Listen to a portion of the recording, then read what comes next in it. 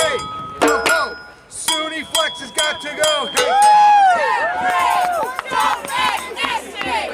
2, 4, 6, 8. Help our students graduate. 4, 6, 8. Help our students graduate. 2, 4, 6, 8. Help our students graduate. So we will. 1, 2, 3, 4. SUNY needs so much more. 1, 2, 3, 4. SUNY needs so much more. They say cutbacks. We say fight back. They say cutbacks. We say fight back. Ho ho. SUNY cuts have got to go. Hey hey. Ho ho. SUNY cuts have got to go. Hey hey.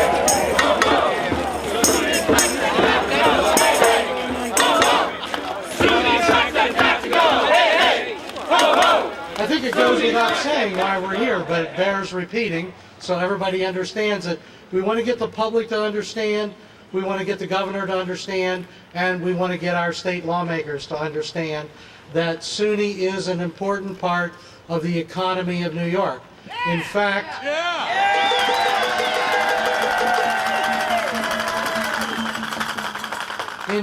SUNY may be one of the only solutions to bring this state out of its economic crisis. But the only way that we can get out of it is to make those important strategic investments that bring our economy back. And SUNY can do it in oh so many ways. Every kid that walks across our graduation stage has the potential to become a well-paid taxpayer in New York State. In fact, 80% of our students stay in New York State versus less than 30% of the students who graduate from one of the private higher education schools here in New York State. That's all right. Yeah.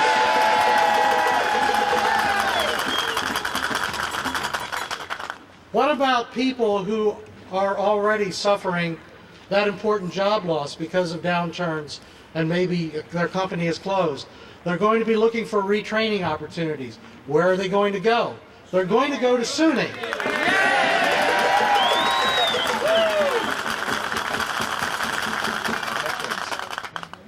So more than ever, SUNY is an important part of New York State, and we need representation to understand that, and we have to move forward to meet that goal. For example, our hospitals. SUNY has 3 hospitals, 3 public hospitals at Downstate, at Stony Brook, and at Upstate Medical University. Each of these hospitals provide vital services that are often safety nets for people in the community. Burn units, trauma centers. You can't create these things at a moment's notice. You have to keep them operating. Yes, they are expensive, but yes, they are vital. And we cannot suffer any more cuts to the hospitals. In fact, we need more funding. We need to protect every citizen of New York State who needs vital health services. Oftentimes our hospitals are called on to treat patients who are underinsured or sometimes even uninsured, and oftentimes they're people who are coming in because they're being turned away from the private hospitals. So they have nowhere else to turn.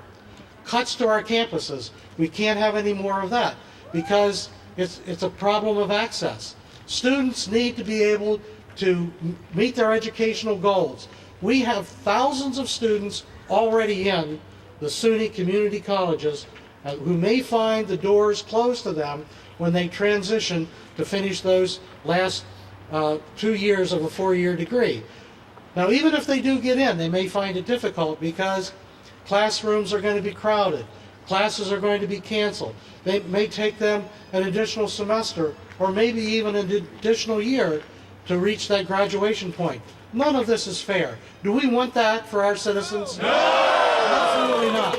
Absolutely not. These are difficult weeks and months ahead. Working together and with you, reaching out to your individual legislators, letting them know in very human terms what it means to our young people, to our families, to the economy. Let's face it, Albany, New York, though it's very much an upstate city, has not suffered to the degree that other places have. One good reason, 18,000 students on the SUNY Albany campus with all of the support staff and decent jobs that go with those 18,000. Education, medicine, and government all make Albany the success that it often is compared to the rest of upstate. We can't afford to undermine our local economies.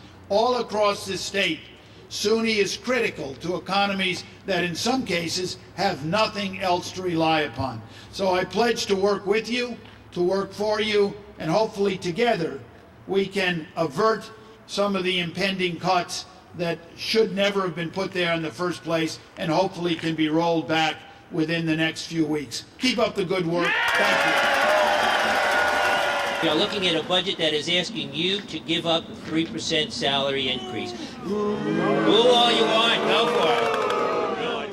And we lose the context of these kinds of things. A 3% salary increase. This is a salary increase that you have worked for, that you have earned, that no doubt in negotiations you have traded for in other ways. We all know what that process is about.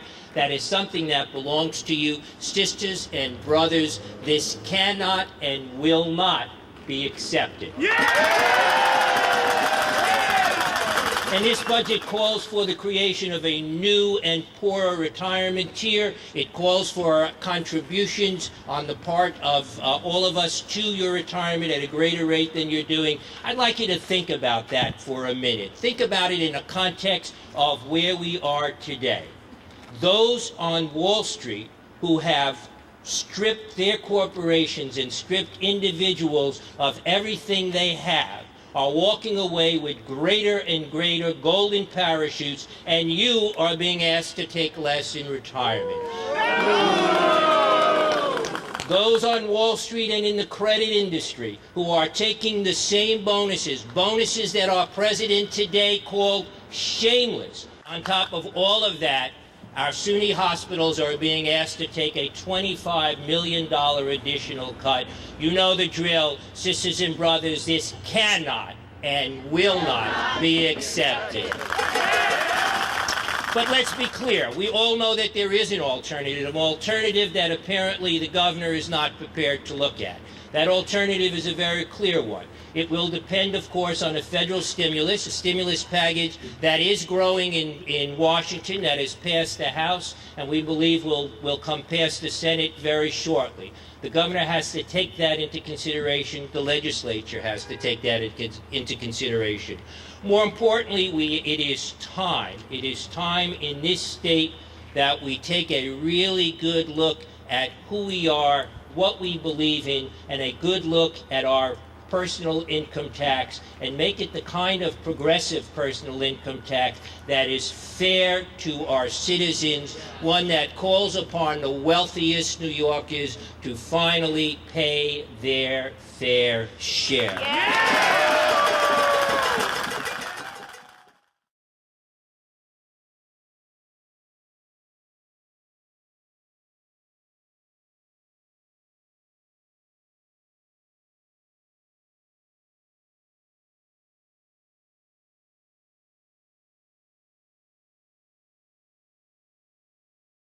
If we have that stimulus package, if we have a progressive personal income tax, then we would be looking at a budget that we could work with. If we have those things, we would have a budget that would take care of the most vulnerable New Yorkers. I want to end this by just simply asking you a couple of very simple questions. Are we going to allow the governor's budget to continue? That would will deny access to our economy students? of New York State for all of us and sisters and brothers. Are we going to allow this budget to continue that will deny access to the patients who need health care? Are we going to move forward and accept these budget cuts that will take away our financial security?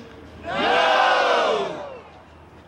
Finally, I just want to ask you, are you going to come here and help us deliver this message to our state legislators and to the governor? Yeah!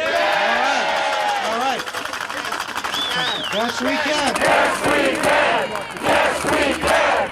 Yes, we can! Yes, we can! Yes, we